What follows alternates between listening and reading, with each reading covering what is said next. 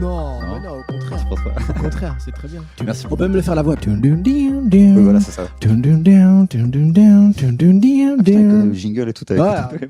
Je retiens beaucoup, musicalement, je retiens beaucoup les Ouais. mélodies. Je retiens pas grand chose, mais les réalisateurs de films, les chefs-op et les mélodies, ça va, m'en sort. Ouais, c'est bien parce que là, je vais pouvoir justement faire le fade-in avec l'intro et toi qui chantes par-dessus. C'est formidable. Merci beaucoup de venir me voir en tout cas. Ça Avec fait plaisir. plaisir, avec grand plaisir. Comment ça va en ce moment? Ça fait longtemps qu'on s'est pas vu. Écoute, déjà, c'était 60, non? Ouais, je crois. Ah oui, on s'est vu là. On s'est vu à Ouais, 60. ouais. Donc on s'est vu dans un cadre de stand-up qui était chelou parce qu'en fait, tout le monde devait faire, pour ceux qui savent pas ce qu'est 60, c'est une émission où 60 artistes passent et font 1 minute de ce qu'ils veulent. Ouais. Donc 1 minute, c'est mieux que tout ce qu'on a vécu pendant le confinement en termes de contenu, mine de rien.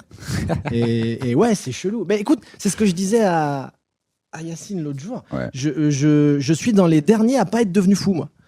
Je suis devenu un peu fou, mais vraiment dans les tout derniers, j'ai vu plein de potes en train de vriller, en train de dire non, mais c'est pas Complot ou possible. pas? Parce que c'est ça pour moi. Non. Moi, j'ai hâte de voir tous les humoristes revenir et genre, Non. ah, tu sais que la Terre est plate et tout. Ah putain, mais tu penses qu'il y en a qui vont aller là-dessus? Il y en a qui vont vraiment vriller en disant Bah. on le savait les nanoparticules. Temps libre, plus YouTube, plus déjà le cerveau. Plus le cerveau d'un humoriste qui est déjà à 2 doigts de ça, Ah tu ouais, vois. ouais, tout le temps. Hein. Non, écoute, moi c'est plus le côté, pas la scène quoi. Pas la scène, c'est très très Ouais. étrange. Même pas. J'ai l'impression que c'est même pas. Si c'est physique en fait. Il y a un truc de physique Je pense. Ouais. d'être devant des gens, d'avoir de l'adrénaline qui monte et là du coup elle monte pas. Et puis il y a ce truc je pense quand tu l'as pas pendant 1 an, tu te Ouais. rends compte à quel point c'est horrible de pas avoir cette espèce de reconnaissance. C'est-à-dire Ouais, le rire, juste le.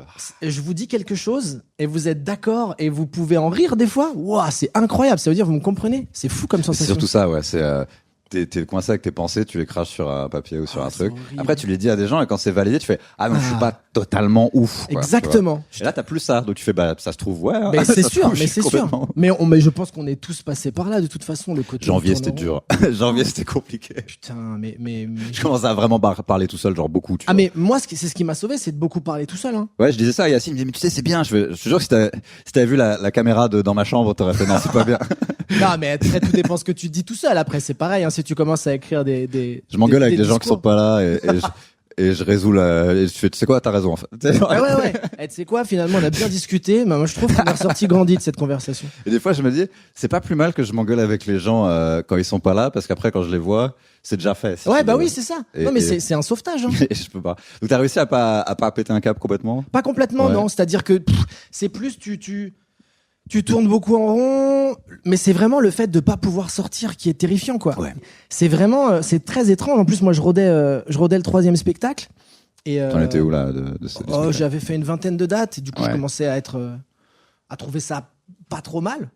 Et on t'arrête, on te shoot, quoi. T'es vraiment, tu sais, tu prends ton envol et il y a vraiment un gars avec un pompe et toi, t'entends poule au loin et c'est toi, en fait. C'est horrible. Ouais, c'est ça, c'est la différence. Moi, il y a beaucoup de mes collègues qui avaient genre des tournées prévues et tout. T'avais la tournée avec les Princesses Leia aussi, je crois. Mmh, Non, t'avais- mmh. ouais. Et, Ouais, on avait joué en octobre et on avait joué en assis. En quoi tu En dis assis. En formation assis. C'est-à-dire que T'as les gens kiffé ça étaient assis. Ouais. En fait, C'est vrai normalement, c'est un vrai concert. Ouais. Mais en fait, les Princesses Leia, pour ceux qui savent pas, c'est un projet musical que j'ai avec Antoine Chomsky, Xavier Goduel et Cléo Bigontina. Et c'est à la fois un vrai concert live, une pièce de théâtre et une comédie musicale. Donc au tout départ, on l'a rodé un peu dans les théâtres. Donc on Ouais. était en configuration assise, même si on faisait se lever les gens et qu'il y a des pogos. Et... Ah, parce que moi, j'imagine que ça doit être extrêmement frustrant que les gens soient assis. Bah Non écoute, entre le faire devant des gens assis et le faire devant des gens absents, franchement, je choisis la première formule. C'est vraiment mieux, quoi. Mais visuellement, t'as pas envie au bout d'un moment de dire, franchement, casser les sièges. Si, mais moi, tu sais, normalement, c'est assis et tout. Au bout d'un morceau, je les faisais se lever, quoi. Alors après, on essayait de rester gentil. C'est pareil. Normalement, il y a un moment du spectacle où on fait une cover de Time of My Life de Dirty Dancing, Ouais. mais un peu plus punkisé. Et donc, en fait, je me retrouve à me jeter dans le public pour faire le porté de Patrick Swayze. Et là, du coup, on pouvait pas parce que, 1, je meurs, et 2, les gens auraient été en train de dire non, mais là, vraiment, tout À ce moins qui est d'être virus. Bunaimin, c'est ça. C'est que Bunaimin que j'ai vu faire ça. Et encore, ah aussi, moi, je le fais sans problème, le slam. Hein. Ouais. Mais quand c'est sur des gens assis, c'est plus compliqué. Plus compliqué en termes de tout ce qui est géométrique. Mais donc, du coup, j'allais en fait, je me faufilais entre les gens Ouais. et je les effleurais. Et déjà, il y avait des gens qui étaient là. Wow, c'est horrible de faire ça, quoi. Donc bon, bah c'est une situation particulière, ouais. Comment tu oses crier dans un micro avec les postillons et tout? Mais ils étaient loin, hein, ils étaient quand même assez loin. Mais ouais, c'est horrible, quoi. De plus faire. Voilà, c'est fini. Là, c'est reparti.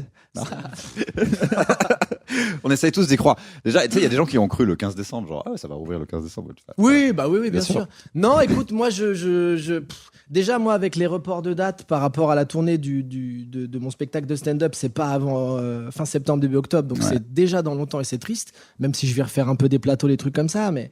Et là, avec les Princesses, on a une date cet été dans un festival. Logiquement. Maintenant, je dis tout le temps logiquement.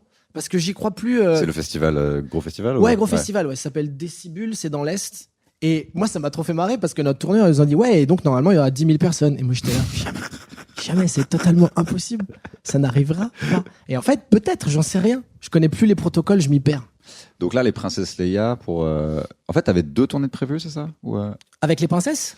Ouais, parce qu'en fait, c'est intéressant. Est-ce que c'est un truc que tu faisais avant, genre le Jamel Comedy Club? Non. Chanter dans un groupe et tout? Non, enfin, comme tout le monde, j'ai eu un groupe au lycée. Sketch, il me semble, mais peut-être que c'était pas vrai que t'étais chanteur dans un groupe et tout. Oui, mais vraiment dans un groupe de lycée, quoi. Ouais. Tu vois, qu'on a tous plus ou moins eu. On a joué dans des garages. Oui.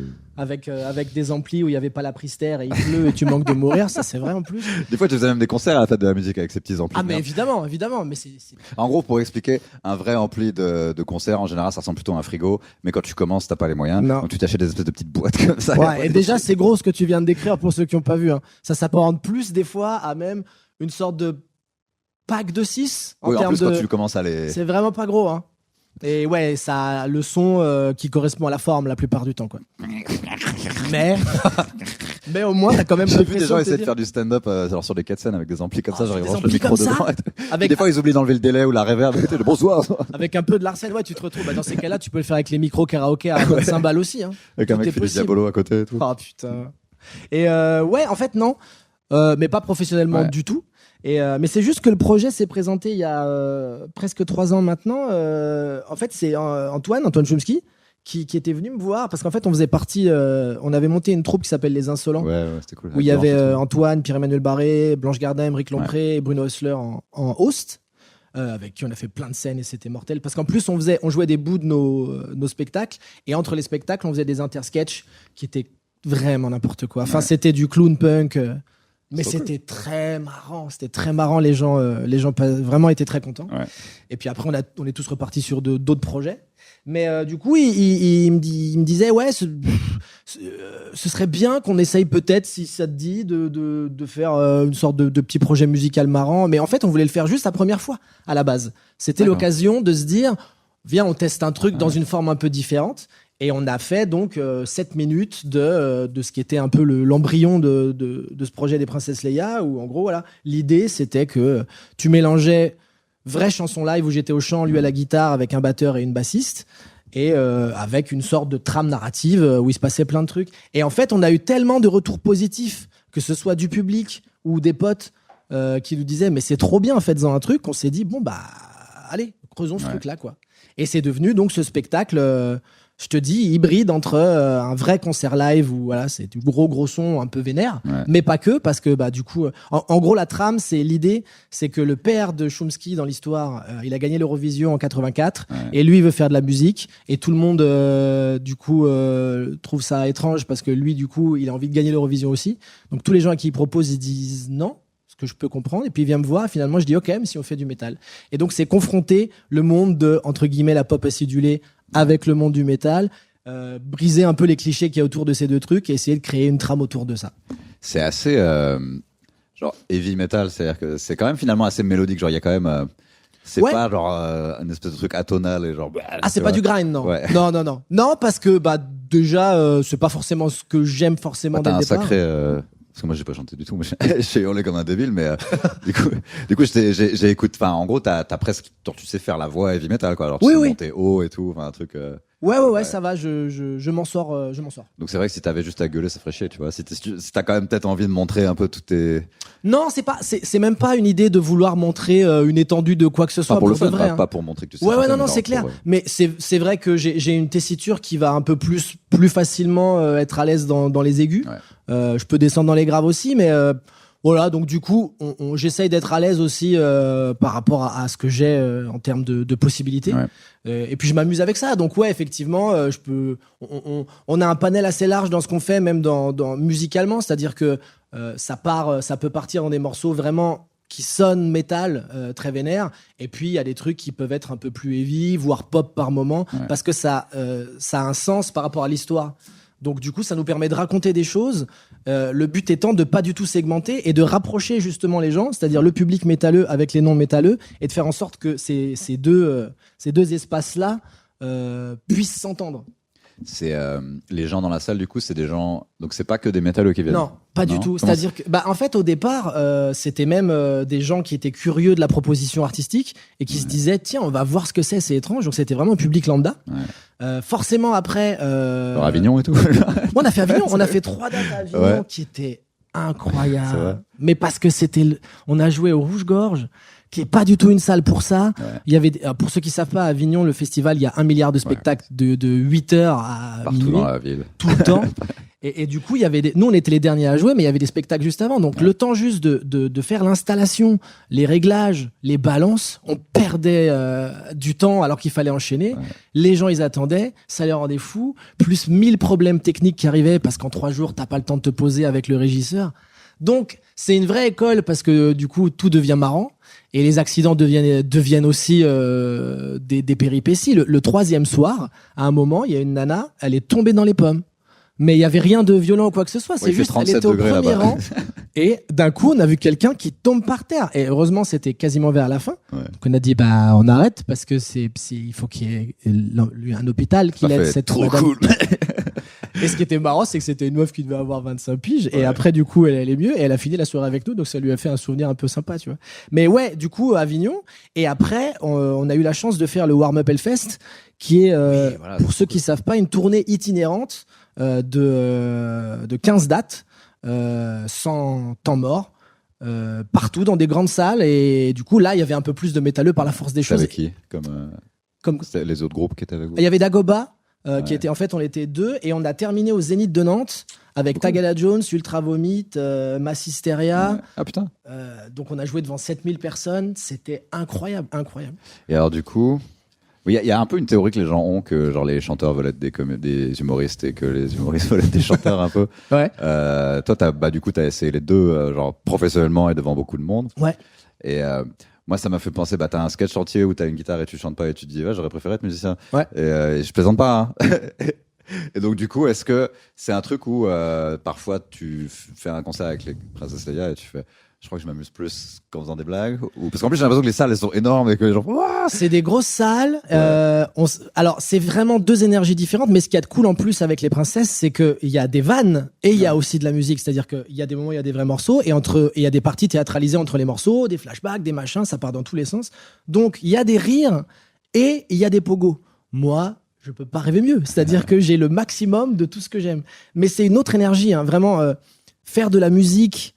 Et voir un public qui saute partout et qui se déchaîne sur ça, c'est forcément différent de voir des gens assis qui rigolent à tes blagues. C'est un plaisir vraiment similaire, mais il y a une transmission d'énergie qui est pas la même. Donc vraiment la musique, je pense que quand t'as goûté à ça, tu sais que c'est plus intense. Le pogo, c'est un peu le rire de la musique, parce que c'est la réaction physique que t'as. J'ai presque plus ou moins, j'ai perdu l'intérêt du fait de jouer dans des groupes quand je jouais dans des groupes où ça bougeait pas dans le public. C'était un peu on mou. se fait chier. Hein. Tu sais, dans le black metal, t'as que des gens, t'as vraiment que ce qui s'appelle les trous métalleux entre eux, ce qui est vraiment n'importe quoi. C'est-à-dire des gens qui vraiment se pensent qu'il y a le vrai métal et le faux métal. Bref, c'est marrant de les agacer, ces gens-là. Mais c'est super de les agacer. Tu sais, j'écoute du métal, genre Deftones, ils sont là genre... Ah putain, dégage. Mais en fait, c'est... les King Park. Moi, quel que soit plus ou moins le secteur, j'aime pas les extrêmes. Tu vois, donc là, c'est de l'extrémisme aussi, de la même manière. C'est des gens qui vont avoir une attitude de badass, qui vont croiser les bras. Il n'y a pas de gens qui se tapent un peu la gueule dans les pits dans le black, un peu, mais t'as quand même une attitude, de toute façon, on est sérieux. Et putain, mais sérieux de quoi, en fait? Ça donne pas envie d'arriver avec des l'énergie, plein de couleurs. Mais bien sûr. J'adore pour Zoom. C'est sûr, t'as envie d'être déguisé en licorne et de faire, je peux être votre copain? Et tu dis non, c'est dommage. Donc oui, clairement, les pogos, les pogos, c'est les rires et les circle pits, c'est les standing, quoi. À une époque, j'ai l'impression que ou je sais pas si c'était le cas avant, j'imagine, mais peut-être parce que je te connaissais pas avant, mais quand j'ai commencé à te voir au Jamel Comedy Club, parce que j'ai commencé à aller au même concert où j'allais depuis que j'étais ado, et je fais, il est là à chaque fois. Ah ouais, c'était où? Tu m'as vu où? Oh, il y a eu quoi? Il y a eu Nine Inch Nails une fois. Bah ouais, Non, mais putain, une fois, je t'ai vu un concert ça va parler à 0 personne, mais un truc qui s'appelle Black Light Birds. Ah oui, putain, mais t'étais à BLB, toi? Ouais. Et en fait, j'étais tout seul parce que je savais pas. C'est très difficile de convaincre quelqu'un, genre, alors c'est Side Project Indus du mec de Limp Bizkit. Ouais, bah ouais. What? Mais à peu près tous les concerts où j'allais, t'étais là. Est-ce que oui, pour ceux qui se demandent si c'est un personnage ou pas, donc ça répond à leur question. Mais est-ce que t'y vas? Parce que je me dis, au bout d'un moment, si t'es un peu connu, tu vas à des concerts, c'est peut-être une expérience un peu fun, même quand tu vas tout seul, parce qu'il y a toujours quelqu'un qui va vouloir te parler, prendre en photo. Ouais, t'es cool, toi tu kiffes le groupe. Ouais, non. Et non, t'as jamais pensé à ça comme ça? Non, C'était non. vraiment genre, c'est les groupes que t'allais toujours. Ouais, vraiment. Et puis surtout, c'est encore différent, c'est-à-dire que je suis, c'est pareil. Là, ça me manque énormément aussi. Ouais. J'aime la fosse. C'est-à-dire tu vas genre. Ah ouais.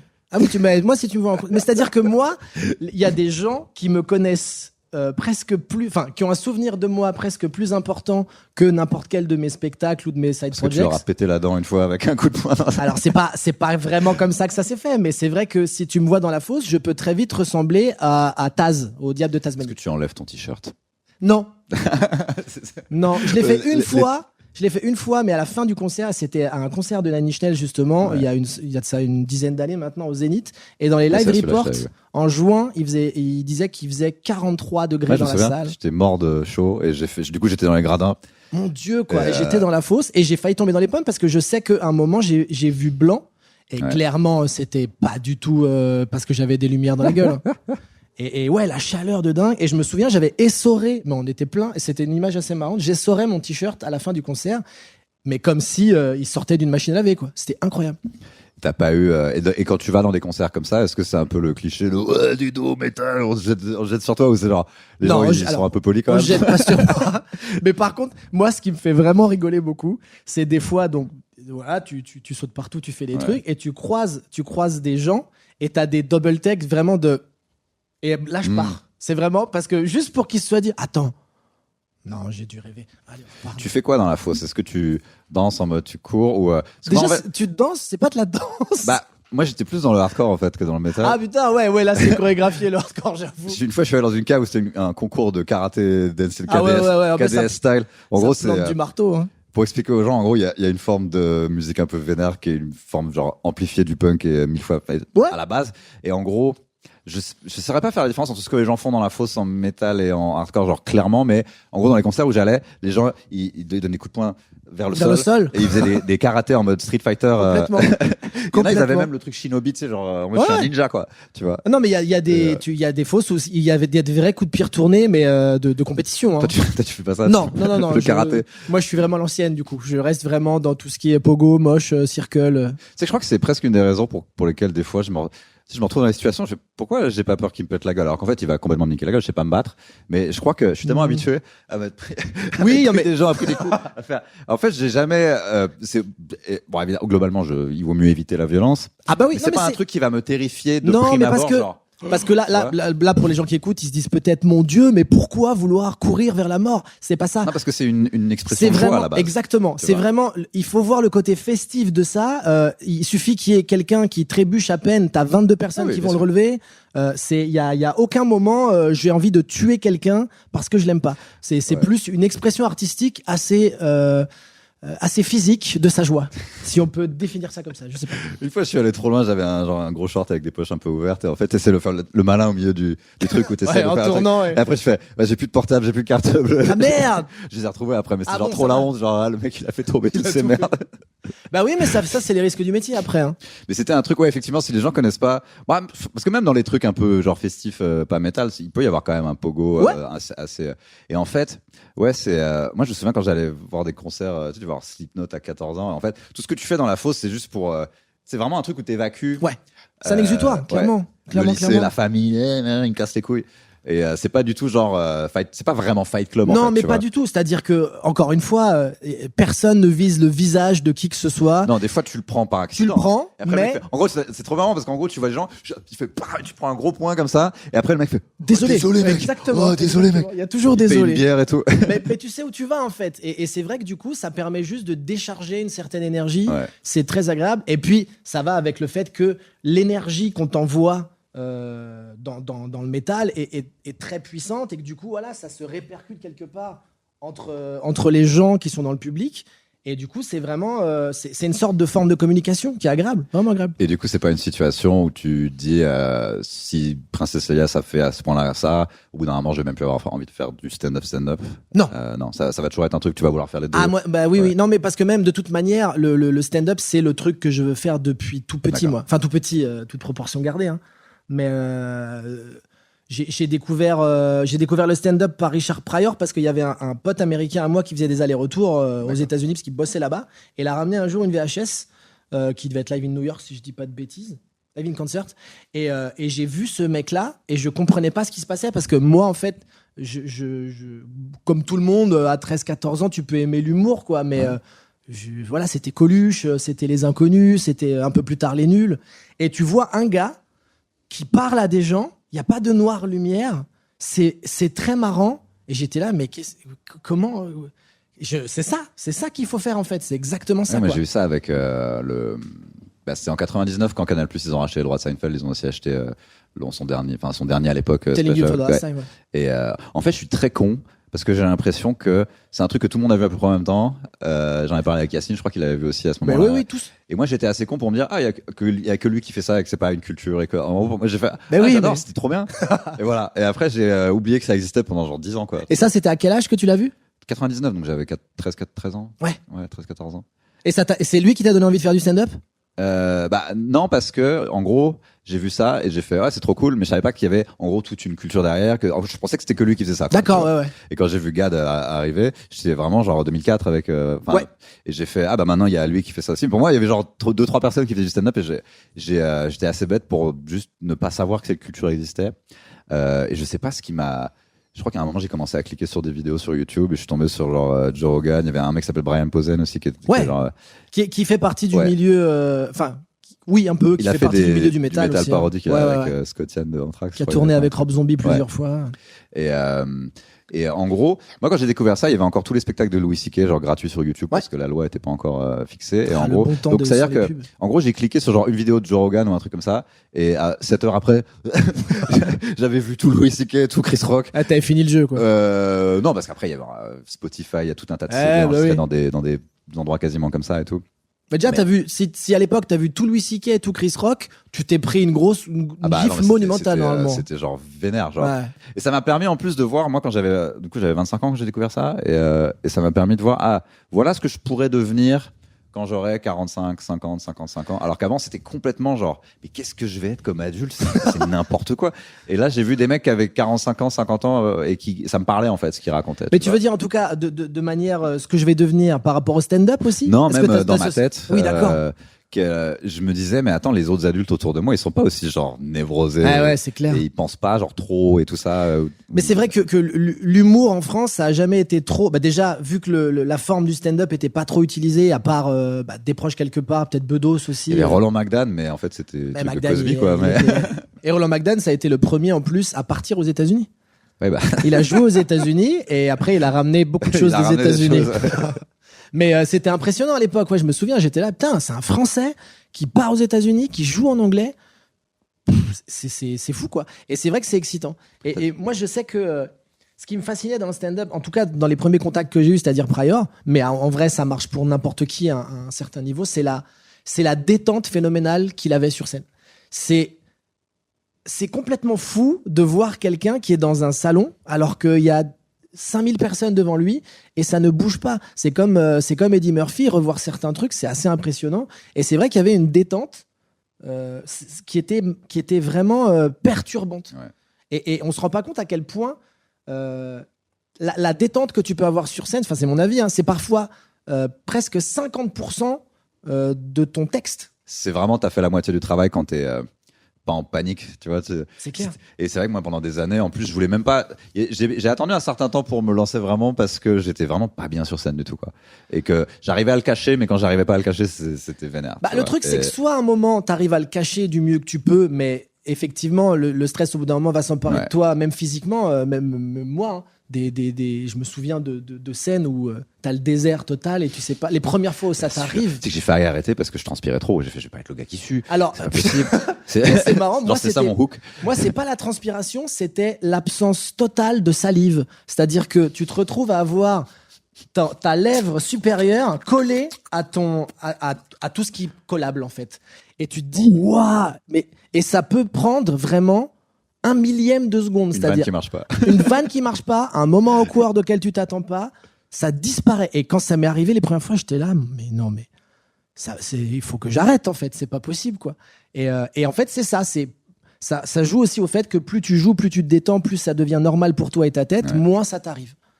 Moi, ce qui m'avait fasciné quand j'ai découvert le stand-up, c'était de voir, en gros, le truc de Seinfeld que j'avais vu. Vraiment, il arrive, il fait toutes les blagues, tout est genre solide, ça cartonne. Et en fait, c'est la première fois que j'avais vu ça. Le mec, il fait, OK, j'ai fini, bonne soirée. Et il se casse. Et j'ai fait, ah bon, on peut? C'est génial, hein? Parce qu'en gros, j'étais un peu habitué à ce qu'il y ait un moment émotion à la fin des spectacles. En France, on fait beaucoup ça, tu vois. Et j'ai fait, ah ouais, donc ça, c'est vraiment cool. Ça, c'est vraiment, je te défonce et je me casse. Mais moi, ce que je trouvais même fou, c'est que des fois, c'est un peu technique, entre guillemets, mais il terminait pas sur le plus solide. T'as 2 vannes et tu dis, c'est bizarre parce qu'on s'en fout à un moment. On s'en fout, c'est pas grave, ça a un sens. Et le plus important, c'est ça. Et en France, on est vachement obnubilé par le fil conducteur, les transitions, les thèmes, un fil rouge, un sous-texte. En vrai, on s'en fout. Ouais. On est là pour parler à des gens. C'est exactement comme dans une soirée, une conversation. Tu parles avec tout le monde, il y a des digressions, et on va pas se dire à la fin, on a passé une bonne soirée, mais ça manquait quand même d'un fil conducteur, non? C'est dommage. Il y a des gens qui sont capables de dire ça, mais c'est souvent parce que les Français, ils aiment bien être casse-couilles et négatifs, peut-être, je sais pas. Peut-être, ouais. Mais alors, il y a les transitions. Je sais pas. Parce qu'en fait, le truc, c'est pas important les transitions. Si c'était important, des fois tu ferais une mauvaise transition et il y a quelqu'un qui se lèverait, genre c'est un scandale. Ouais. C'est vraiment, alors là, grammaticalement, classique, tu vois. Je trouve ça limite. Non, puis c'est pas ce qui est primordial. Mais après aussi, c'est parce qu'en France, on a cette culture du théâtre qui fait que effectivement, on est très habitué à quelque chose de très écrit, très construit. Mais c'est une discipline totalement différente. C'est juste, faut le prendre comme ça. Tu compares pas du foot et de la pétanque. En fait, moi, c'est presque l'idée que j'ai l'impression que c'est comme si on nous demandait tous, si on était musicien, de faire des concept albums, tu vois. Ouais. Alors que et de partir du principe que si c'est pas un album concept, t'as fait n'importe quoi, t'en as rien à foutre du séquençage de l'ordre. Non, c'est juste qu'il y a pas de thème, mais c'est évidemment j'ai fait attention à quelle était la première chanson, la dernière et tout. Et j'ai l'impression que parfois, à partir du moment où c'est du one man show, c'est vraiment comme ça que même c'est Avignon ou le Fringe Festival, c'est en fait le stand-up c'est encore la forme un peu pauvre parce que si on n'arrive pas à dire mais quel est ton angle et quel est ton message, c'est très vite facile de dismiss un peu le truc et faire mais c'est la merde. C'est la forme pauvre pour pas pour moi, hein, bien sûr. Évidemment pas pour nous, mais pour pas mal de gens parce que on va pas se mentir, le stand-up c'est pas non plus. Ça a l'air facile en plus. Ah mais en plus ça a l'air très simple. Donc du coup quel est l'intérêt de le faire sur scène pour beaucoup de gens quoi. Mais le stand-up se démocratise de plus en plus. Il y a de plus en plus de gens qui commencent à comprendre que c'est un art, un vrai art. Mais c'est pas la majorité. Donc il y aura toujours des gens qui vont dénigrer ça en disant mais ça c'est facile, ça sert à rien, c'est pas construit, c'est pas de l'écriture, c'est pas des thèmes. Et c'est faux parce que pour avoir fait beaucoup de choses, moi j'ai une formation de théâtre classique, j'ai fait. Il y a rien de plus difficile que le stand-up. D'accord, tu me rassures. Parce que moi, j'ai pas de formation de théâtre, donc j'ai l'impression que, en fait, on est vraiment des merdes et qui travaillent. Non, vraiment, crois-moi, il y a rien de plus difficile que le stand-up. Pourquoi ? Parce que on n'a pas de quatrième mur, on n'est pas protégé. C'est-à-dire que quand tu joues une pièce de théâtre, quelle que soit la thématique, quelle que soit l'histoire, quoi qu'il arrive, à la fin, il y aura des applauses. Même si ça a bien passé ou pas. Même si tu as eu 1 heure de silence total, il y a des conventions théâtrales qui font que tout va bien se passer. Là, t'es à poil. Ok, t'as les gens qui te regardent, qui te jugent. Si à un moment tu dis un truc qui est censé faire marrer et qui fait pas marrer, tout le monde en est conscient. Il y a rien de plus difficile que le stand-up. Et ça, faut que les gens le comprennent. Le plus dur dans le stand-up, c'est de faire croire que c'est simple et que ça ne demande aucun effort. Si vous voyez quelqu'un où tu te dis putain mais ça a l'air facile, c'est que le gars il est bon ou que la fille est bonne. C'est comme quand tu vois un guitariste ou tu sais, je sais plus, Dimebag Darrell, c'est comme ça qu'on en parlait de ce gars-là où apparemment beaucoup de gens disaient, on avait l'impression qu'il jouait rien en fait. Et t'entends plein de notes et tu fais l'économie de mouvement qu'il a appris à faire. Bien sûr. Et nous c'est un peu ça, c'est t'as l'impression que c'est facile parce que je me suis pris la tête de ouf. Mais ouais. Et c'est pas moins noble et moins de travail que de voir quelqu'un qui, par exemple, va peut-être être assis pendant 1 heure, comme Maron ou comme Cosby avant, qui viole beaucoup de gens. Le problème est là. Mais il est assis, il a des idées, il dit des choses, c'est marrant, c'est drôle, et ça amène à la réflexion générale. Mais c'est un très bon spectacle. Basta, on s'en fout de la forme. Moi, ce qui m'arrange des fois le fait de pas faire de théâtre, je me dis, tu vois, un mec qui a un rhume et qui est acteur dans une pièce de théâtre, il a le nez qui coule, il peut pas faire.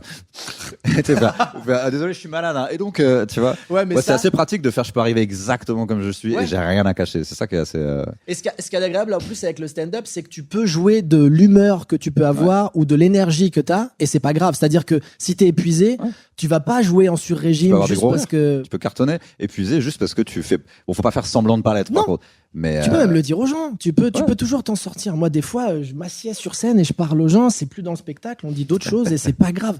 Et c'est vraiment agréable. Et de toute façon, le public, c'est vraiment, ils sentent absolument tout. Ils sentent tout. Tu peux pas tricher avec les gens. Si y a un truc qui va pas, si toi t'es pas bien, s'il y a eu je veux dire, tu peux pas te cacher sur scène. Ouais. T'es tout seul. Ils sont tous devant toi.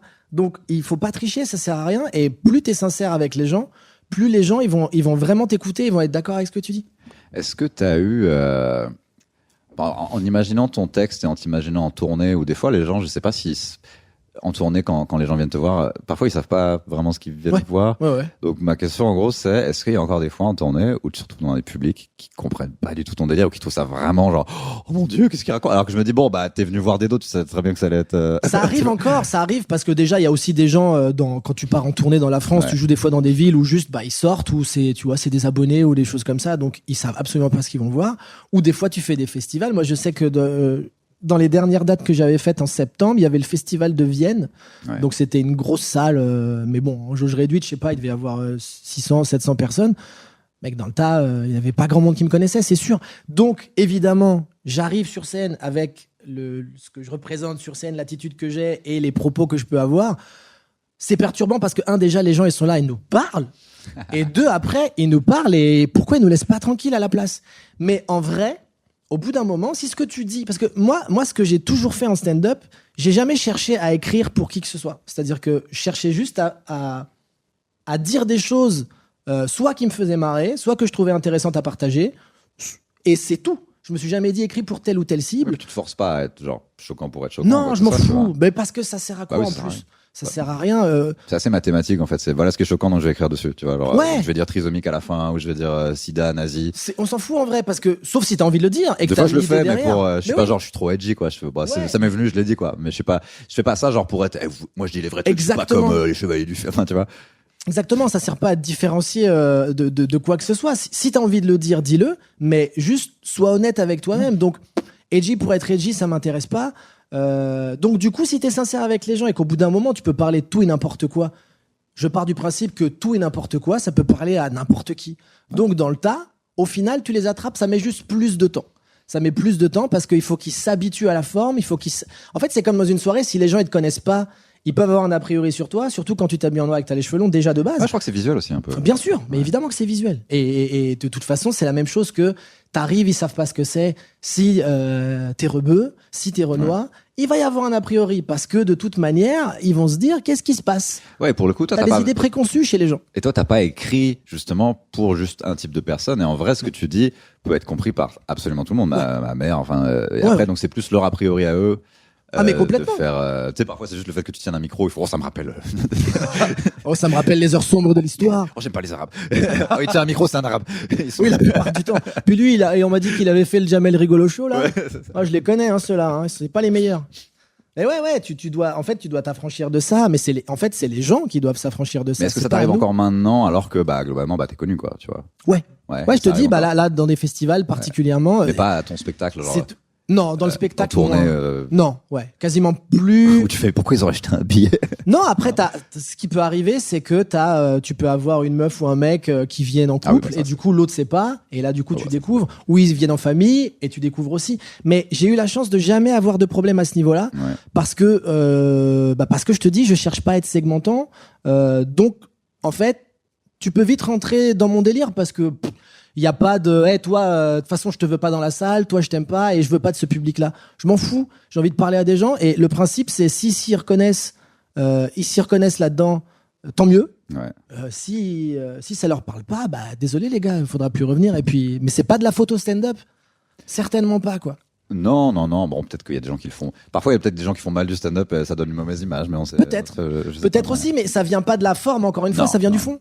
Ça vient du fond, ça vient de ce que tu dis, de la façon dont tu le pratiques. Et je pense que, en fait, si tu travailles un minimum tes idées et que ton propos, il est intriguant, ça parle à n'importe qui. C'est vraiment, c'est parler avec des gens, le stand-up. Faut désacraliser tout ça. C'est parler avec des gens et essayer de les faire réfléchir sur des thématiques. C'est tout, quoi. Et la thématique, ça peut être les moustiques, on s'en bat les couilles. Moi, j'adore les Monty Python, par exemple. Moi, je viens de l'absurde. Moi, j'ai un humour absolu pour ça.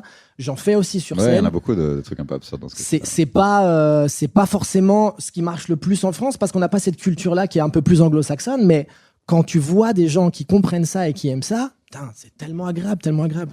Ouais, genre les mots qui traînent ensemble, il y a le mot juif et tout ça. Ah oui, t'avais vu dans le deuxième spectacle la création du langage. C'est des trucs où ça me fait penser un peu à Eddie Izzard, des un peu comme ça, tu vois. Mais parce que c'est mon grand Jedi en fait. Parce que Yacine, il a genre tourné avec lui, toi, t'as eu un.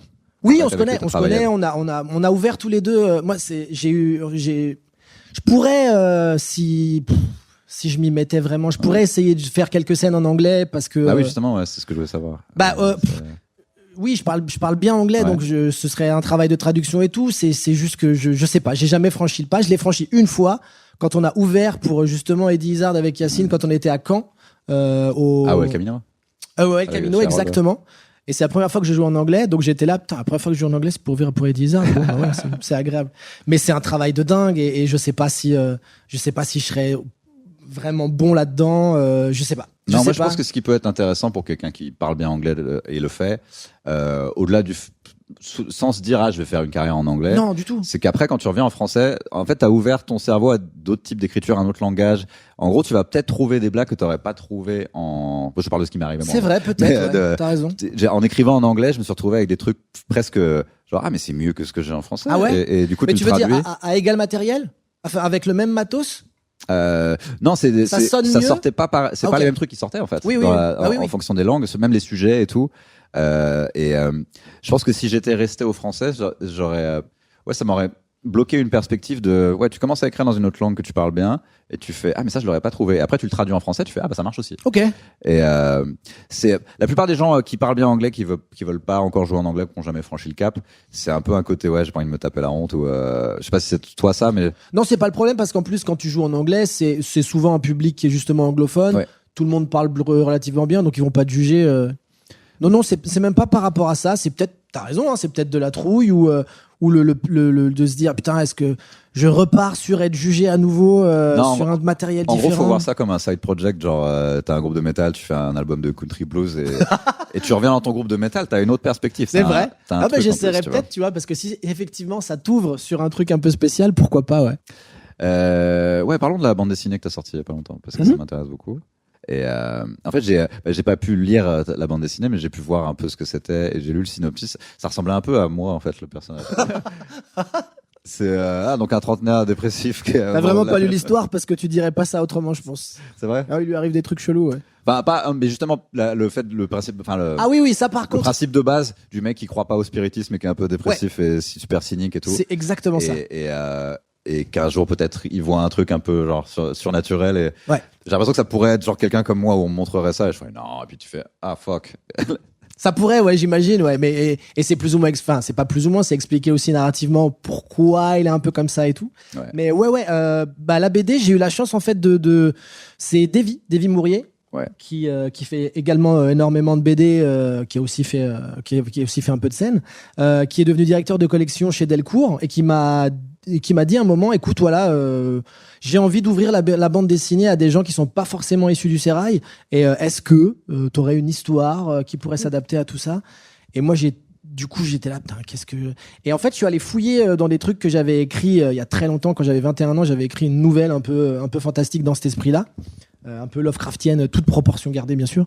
Et je me suis dit, bah écoute, je peux le retravailler, essayer de t'en faire une sorte de pitch un peu détaillé, et puis tu me dis ce que t'en penses. Et il a trouvé ça cool. Et du coup, je me suis retrouvé à adapter cette histoire en bande dessinée, c'est-à-dire en faire une sorte de storyboard animé, mais à l'écrit. Ce qui est vraiment hyper excitant parce que, déjà, t'écris une sorte de... C'est vraiment un scénario de film, hein, tu l'écris de la même manière, sachant que moi, je décrivais ce que je voulais dans les cases, les angles.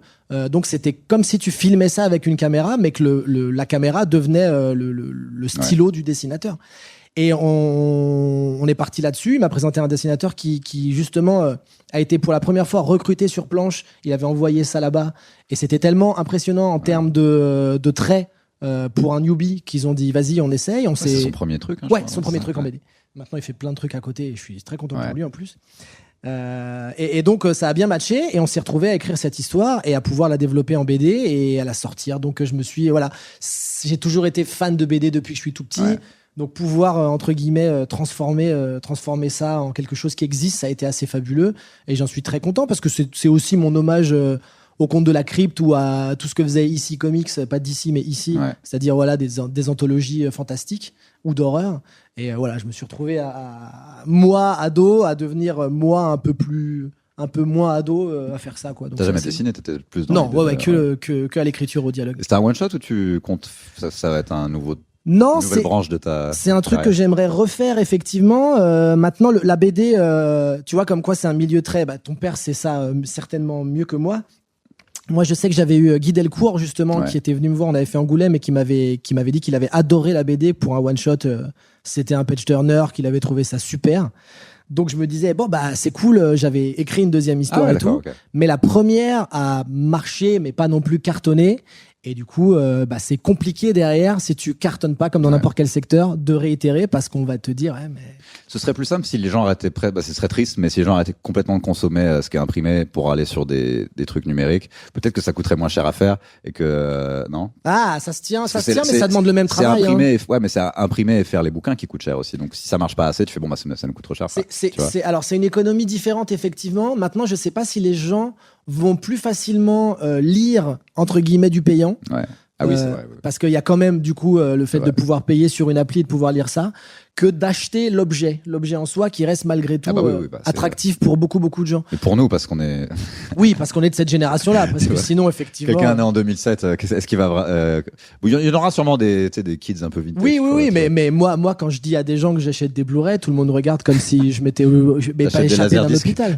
J'ai eu des laserdiscs, moi, évidemment. Ah oui, c'était avant les DVD, c'était si tu voulais voir le film comme il était censé être vu, c'est-à-dire sans les pellicules. Exactement, sans les drops, sans tous les... Ah merde, on voit plus grand-chose à part un œil. Ouais. C'est vraiment... J'ai regardé 3 fois, pourquoi ça marche plus du tout maintenant? Ouais, non, c'est l'idée. J'ai vraiment fait VHS, Laserdisc, DVD, Blu-ray. Je vais m'arrêter là parce que les 4K, là, au bout d'un moment, tu peux pas tout le temps tout racheter parce que déjà la place et ensuite l'argent. C'est quand même pas simple.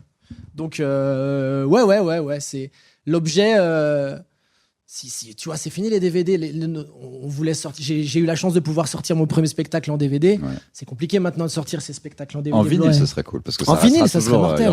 Même quand ça vendra plus, il y aura toujours quelqu'un qui en voudra. Genre, c'est une pièce de collection. Je pense que c'est ça. Il y a un côté vintage à ça. Et puis surtout, à la base, le stand-up, ça se déclinait en vinyle. Ça, les gens ne le savent pas forcément, mais c'est vrai que c'était un truc qui marchait d'abord très très fort à l'audio et après, ils en ont fait quelque chose qui s'est retrouvé en vidéo. Donc il y avait un tome 2 qui est écrit mais qui est pas... Pas un tome 2, pas une suite, mais une autre histoire donc, qui est effectivement développée, qui est pas définitif, mais je mets ça de côté pour l'instant, j'espère pouvoir en refaire, ouais. On va devoir conclure. Est-ce que tu vas faire la promo de quelque chose qui se passe? C'est quoi tes plans? Avec les Princesses Leia, on joue ou le 17-18 ou 18-19, je vais me faire engueuler. Septembre à la Maroquinerie, 2 dates. Donc on sera normalement debout et ce sera l'occasion de rejouer à Paris. On avait joué au Petit Bain quand on pouvait encore jouer, c'était super. Donc là, Ouais, Rémi sur m'a les dit qu'il avait dessus. ouvert pour ça, non? Ah bah oui, il y a Rémi Boy a ouvert pour les princesses Leia. Et ça s'est super bien Ouais, passé m'a dit, ouais. d'ailleurs. C'était vraiment kiffant de voir que le public réagissait aussi bien et que lui prenne autant de kiff à le faire. Et donc il y a ça. Moi je repars en tournée à partir de septembre ou octobre avec mon spectacle solo là qui s'appelle Biafine.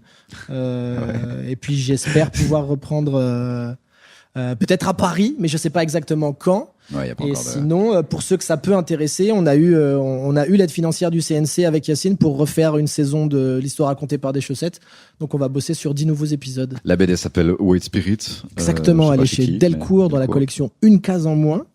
Et puis... Vous pouvez retrouver tes 2 spectacles d'ailleurs sur YouTube. Oui, Enfin, oui, pour ceux que ça intéresse, il y a le deuxième Killing Joke, je l'ai mis sur ma chaîne YouTube pendant le premier confinement. Et le premier, quelqu'un a dû le craquer, donc il est trouvable aussi. Donc voilà, vous le trouverez sans aucun souci.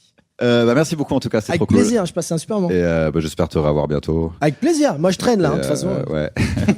Puis ce podcast, je vais jamais arrêter de le faire, je pense. Bon, donc, bah voilà, donc du coup voilà. on sera toujours là. Merci beaucoup en tout cas. Avec plaisir, À ciao plus. mec.